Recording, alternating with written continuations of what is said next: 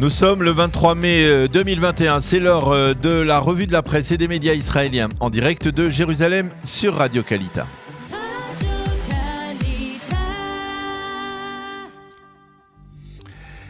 Et cette revue de la presse de ce dimanche 23 mai est de facto la première après l'instauration du cessez-le-feu, car les journaux de vendredi, je vous le rappelle, n'avaient pas appris toute la dimension de l'arrêt des hostilités. Alors ce matin, les manchettes des quotidiens se rapportent bien sûr à ce cessez-le-feu. Elles tirent les premières conclusions qui s'imposent après 11 jours de conflit. Le Israël Hayom mentionne ainsi l'avis du Premier ministre. Binyamin Netanyahou a affirmé que du côté israélien, l'équation avec le Hamas a changé et que désormais, il ne sera pas question pour Israël de tolérer le moindre tir de missiles palestiniens en direction du territoire israélien. Il y aura à chaque fois une réaction et elle sera puissante, a dit le Premier ministre. La photo qui accompagne cette manchette, c'est celle des jeunes adultes de Sderot qui hier soir, pour la première fois depuis près de 2 semaines, ont pu sortir, prendre une bière et trinquer à une sorte de retour au calme et à la normale dans la localité meurtrie du sud du pays. Pour le Yediot Aharonot, la priorité est claire. Le chef d'état-major Aviv Kochavi a donné l'ordre à Tsahal de se préparer à d'autres journées de combat face au Hamas.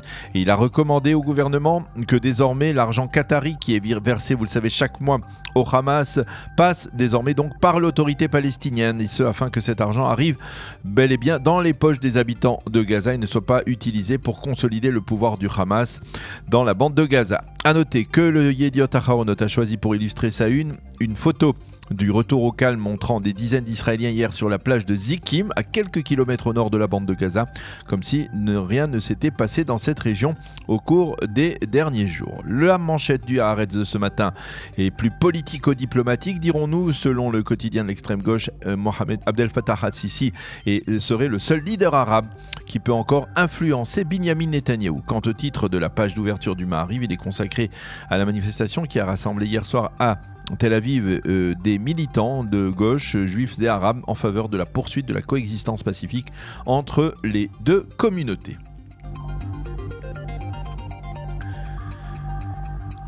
Et puis on trouve ce matin également dans la presse israélienne de nombreux angles sur les répercussions de ces longues journées de combat. Le Yediot Aharonot évoque en pages 2 et 3 le post-traumatisme dont risquent de souffrir des milliers d'habitants israéliens du pourtour de la bande de Gaza, en particulier des enfants, et des villes également comme Ashkelon, Be'er-Sheva et Ashdod. Le centre d'appel d'Eran, une association israélienne qui s'occupe des personnes traumatisées, a reçu au cours des 10 journées de conflit 2 fois plus d'appels que pendant les périodes normales. Le Israël Hayom souligne qu'après ce retour au calme vendredi dans le sud, la journée a été tendue à Jérusalem vendredi après, avec des échauffourées sur le mont du Temple et dans le quartier de Sheikh Jarrah. Le Yediot Aharonot ne s'émeut pas des festivités de la victoire organisées vendredi par le Hamas. Il explique que les habitants de l'enclave palestinienne de la bande de Gaza commencent à mesurer l'ampleur des dégâts causés par l'armée israélienne. Beaucoup d'entre eux restent sans domicile, sans maison. Et le journal nous montre également la première sortie de Yehia Sinwar, le chef du Hamas à Gaza. On le voit le regard triste et fatigué en train de constater justement les dégâts causés par l'armée israélienne. Et cette photo est peut-être pour Tsahal le fameux cliché de la victoire dont on a beaucoup parlé la semaine dernière. Même dans le Israël Hayom, on voit cette photo de Sinwar, mais en plus petit, par contre en grand, une impressionnante photo des dégâts causés par les bombardements israéliens dans Gaza. Sur le plan diplomatique, les quotidiens soulignent que Joe Biden et Binyamin Netanyahou se sont parlé 8 fois pendant l'opération israélienne. Ils saluent le soutien solide du président américain envers l'État d'Israël. Sur le plan intérieur, le Yediot Aharonot croit savoir que la police va profiter des émeutes arabes, si l'on peut dire, dans les villes mixtes pour réclamer au gouvernement une rallonge budgétaire substantielle qui lui permettrait de lutter contre la délinquance et surtout contre le trafic d'armes qui existe dans le secteur arabe. Alors qu'écrivent ce matin les éditorialistes israéliens, dans le Israël Hayom, Ariel Kahana pose la nouvelle équation de l'administration Biden. Oui à une reconstruction de la bande de Gaza, mais sans que le Hamas ne puisse se renforcer. Et il indique que la confrontation de ces derniers jours va conduire l'administration américaine à s'impliquer plus rapidement qu'elle ne le souhaitait dans le dossier israélo-palestinien. Nadav Shragai écrit ce matin que l'une des conséquences immédiates de l'opération Gardien des Murailles doit être d'autoriser sans délai les fidèles juifs à prier à nouveau sur le mont du Temple. Et à noter, il faut le préciser, rappeler que cette décision a été prise ce matin, et depuis ce matin, donc, les fidèles juifs sont autorisés pour la première fois depuis 3 semaines à prier sur le mont du Temple.